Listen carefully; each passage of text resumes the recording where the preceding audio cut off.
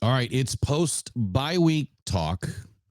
The Lions are gearing up to take on the Chargers this weekend, and I thought it was fitting that we take a look at the playoff path for the Lions, and more importantly, how can they win this division? How early can they win the division? What does a division crown mean to the Detroit Lions? And I thought it was, extra fitting to kind of start with a story. So, look, the year is 1991. George Bush Sr. was president. Jeremy Irons won Best Actor for Reversal of Fortune. No clue what that movie is. Dances with Wolves won Best Picture at the Oscars. One of my favorite movies from that era of my childhood. And the New Jack Swing R&B era had dominated the radio airwaves. And a young pop singer named Mariah Carey began to launch her career to what would become ultimate stardom. Not so much for the Lions.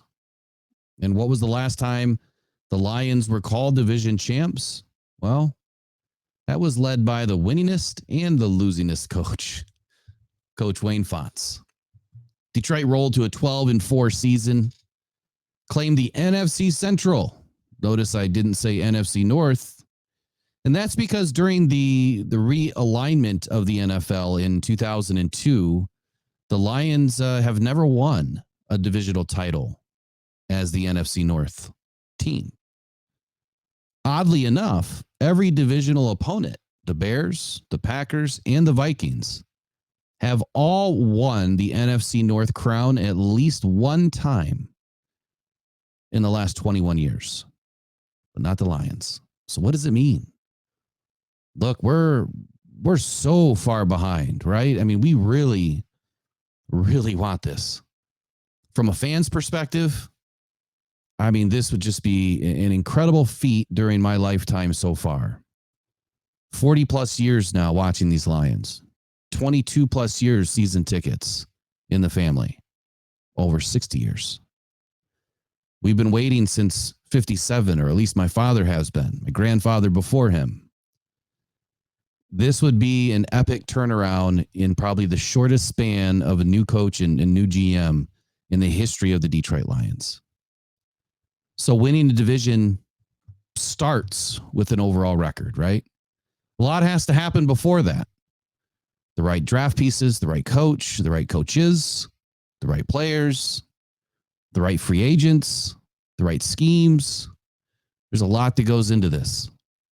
Patience isn't one of them anymore. A lot of Lions fans have given up on patience. They're expecting everything now. So to win the division, how do the Lions do it? Well, let's start with the rules. So first and foremost, overall record. If you have the best overall record in your division, you win the crown.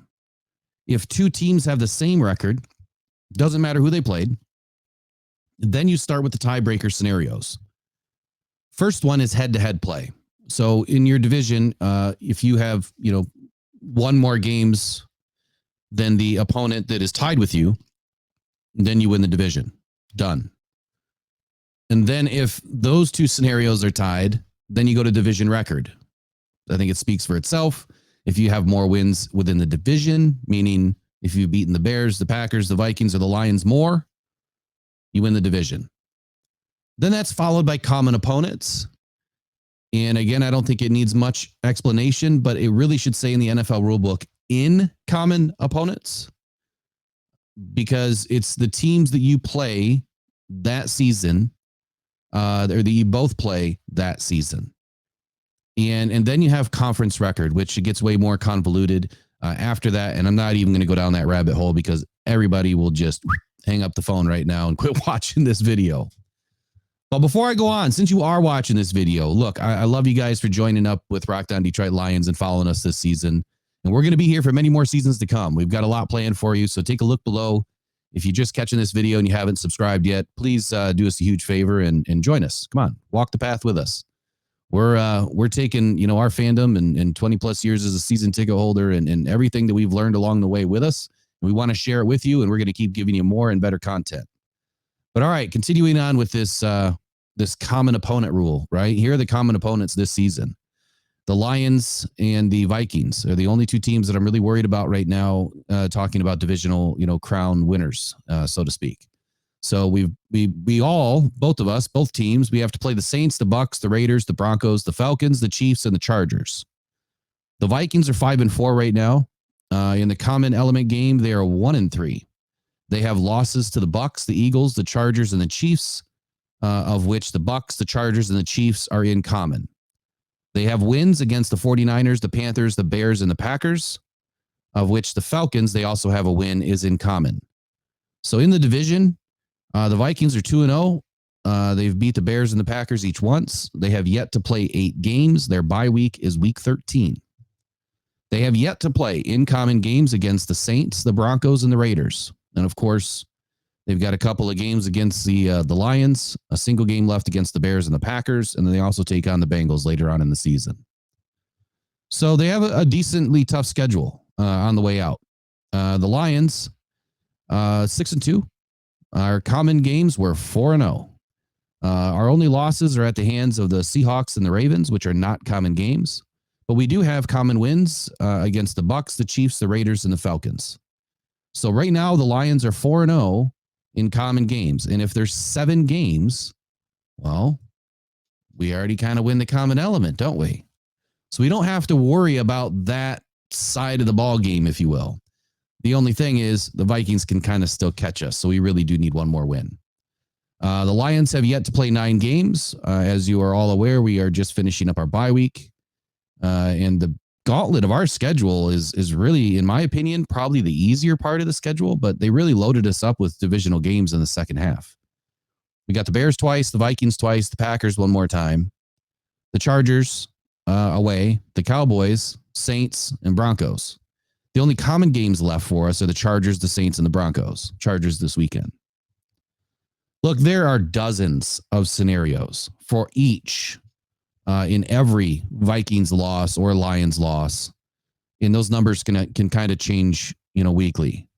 But speaking of scenarios, if you haven't visited villainsquad.store, that's www.villainsquad.store, you should check out all of the different scenarios we've laid out for you by ways of t-shirts and hoodies and all sorts of Lions memorabilia, gifts, you name it. From baby to dad to mom to your sister, it doesn't matter. We have something for everybody. Check it out and support your local podcast, Rock Down Detroit Lions. All right. So the best record the Lions can achieve, or the Vikings can achieve, is 13-4 by winning out. The Lions can go 15-2. I'd love to see it. That was my second prediction of the year. I had the Lions at 12-5 to start the season in August. That's where I thought that they would be, based on a lot of different factors. But after they started winning a few games this season, I adjusted my second and updated prediction to have the Lions go 15-2. I still think they can do it as long as they stay healthy. So how do the Lions win? How do they win the crown? How early can they do it? That's the question of the day. And we're going to follow up with it every single week. We're going to do it on Tuesdays following the weekend's games. And we're going to start tracking it from here on out. So join us on Tuesdays for sure if you want to know, how this stuff is all shaken out. So let's start with overall record, because that's the one that matters the most. Well, if both teams win out, Lions win the crown. No ifs, ands, or buts about it.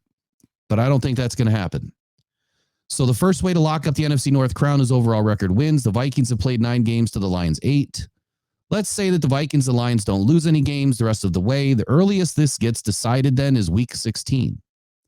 The Lions would need to beat the Vikings week 16, which puts them at 13-2. Then the Vikings would drop to 10-5. The NFC North crown is decided because there's no way that the record could get any better.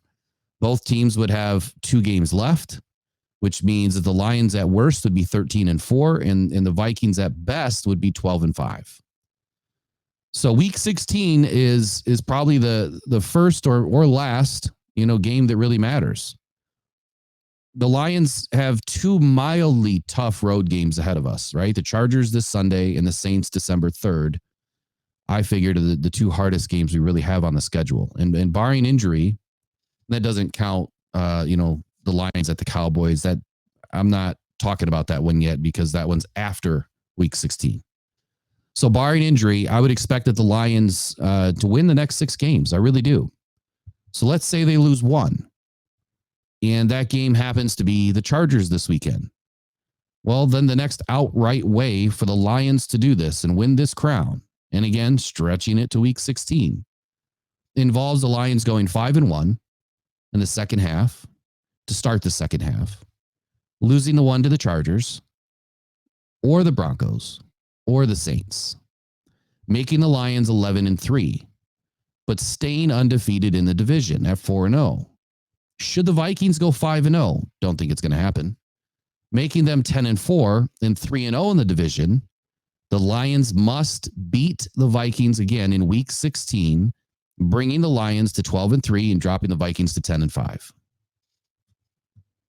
That's the scenario if the Lions lose one, and that one is against the Chargers, the Broncos, or the Saints. Technically, overall record could still end in a tie at 12-5. That's why I did this scenario. So the Lions would be no less than, and this is where the rest of the tiebreakers come into play. They would be no less than tied head to head. So one win against the Vikings. If they lost the last game against the Vikings, who cares? They would be tied at 5-1 in the division. So remember, they were undefeated up to this game. They beat the Vikings.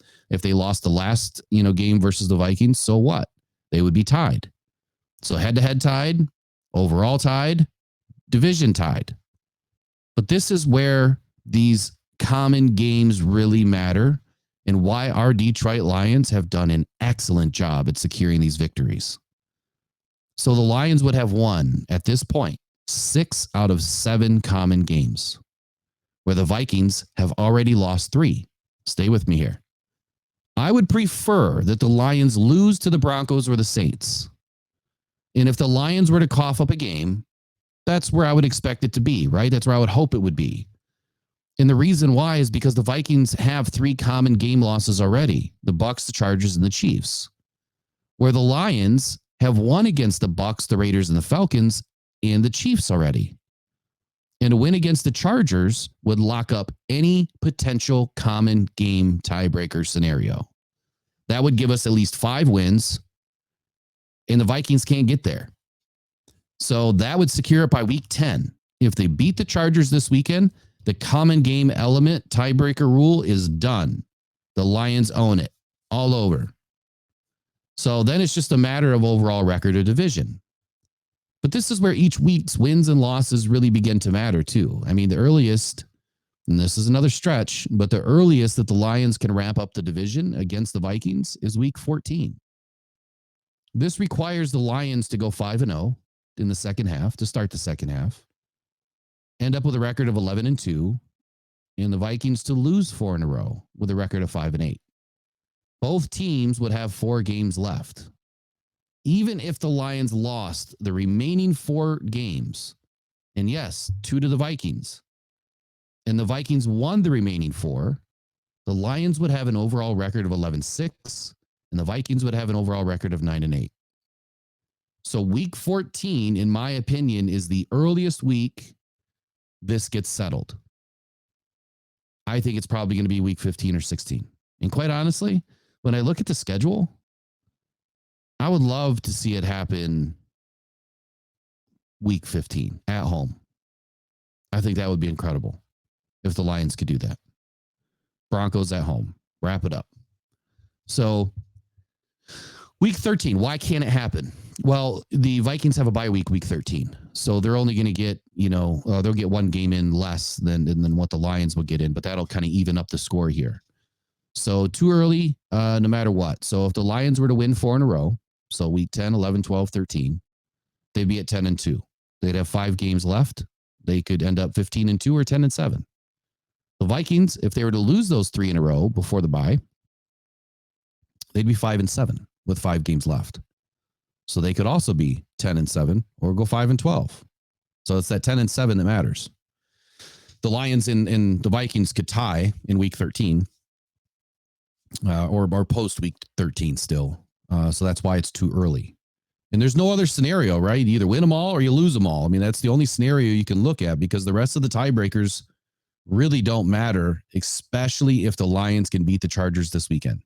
Now, the nice part about that is it doesn't matter if they lose to the Chargers, as long as they beat the Saints or the Broncos, then they're going to lock up that scenario. And as long as they continue to win their divisional games, then obviously the Lions are putting themselves in a good position to lock this up early. And then the dreaded R word, do you rest your starters?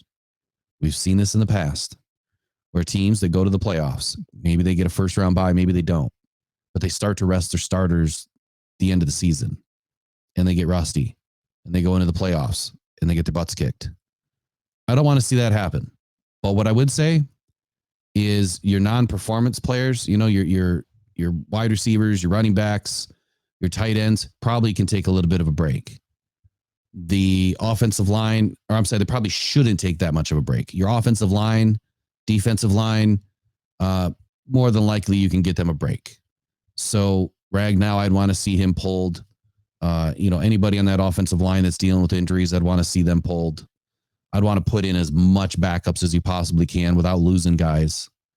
So that's what I wanted to bring to the table today. Look, it's, we're heading into week 10 and the Lions are sitting in a good spot, real good spot, but it's just way too early yet for us to kind of figure out what's going to happen.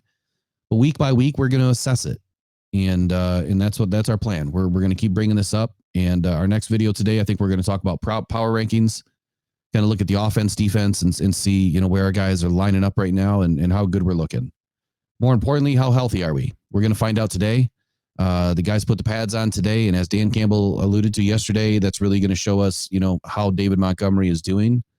And, and Frank Ragnow and Jonah Jackson as well. So be looking for the report coming out this afternoon, probably sometime after 4 p.m.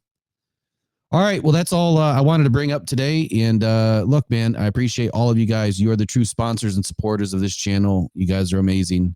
Do us a favor, share it around, like it, comment, send us, your takes on these ideas. And when we do some live events, call in. We'd love to get you guys on the air. We're giving away charbroil grill covers for the next 2 weeks. And we might have enough to pass around for all of the callers that call in. So if you call in and you want to, stay on air, with us for 5, 10, 15 minutes, whatever it is, and talk, about the Detroit Lions, you're going to walk away with a charbroil, grill cover. We're going to send it to you through the mail. All right. As always, go One Pride, go Detroit Lions. And until next time, we'll see y'all later. Have a wonderful day. Bye-bye.